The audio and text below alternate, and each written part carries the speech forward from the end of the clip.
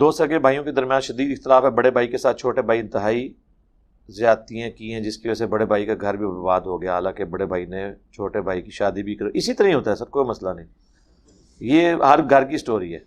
تو کہہ رہے ہیں اس کے اگینسٹ بدلہ اتارنے کے لیے دشمنی کر سکتا ہے، دشمنی نہ کرے، کچھ بھی نہیں نکلنا، دنیا بھی برباد ہوگی، آخرت بھی، صبر کریں، اللہ سے اجر پائیں، معاملے کو ویل لیفٹ کریں۔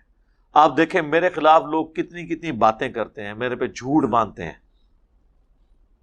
لیکن میں بالکل ویل لیفٹ کرتا ہوں، کیونکہ آپ ایک بڑی کاز کے لیے جب کام کر رہے ہوتے ہیں نا، پھر آپ ان چیزوں میں نہیں پڑتے، اور جب کوئی آپ کو ذاتی طور پہ بھی اس طرح کا نقصان، آپ قانونی اپنی چارہ جوئی جو کرنی ہے وہ کریں، لیکن دشمنی والا نہ کریں۔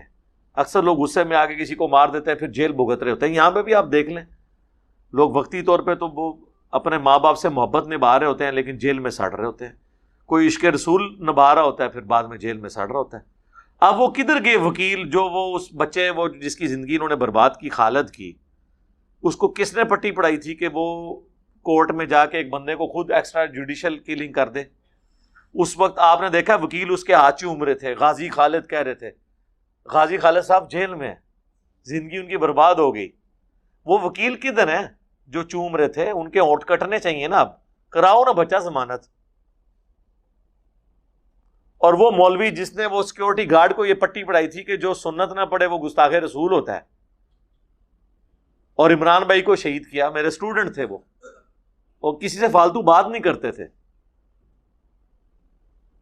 اب اس کو سزائے موت ہو گئی ہے نا، تو کدھر ہے وہ؟ جائے نا، بچائے نا اس کو، یہاں پہ چڑھا دیتے ہیں۔ تو اس طرح پوری پوری زندگی لوگوں کی برباد ہو جاتی ہے۔ خدا کے لیے قانون ہاتھ میں نہ لیں، صبر کریں، اور اجر اللہ کے حضور پکا۔ اگر آخرت پہ یقین ہے تو دنیا میں صبر و استقامت کے ساتھ زندگی گزاریں۔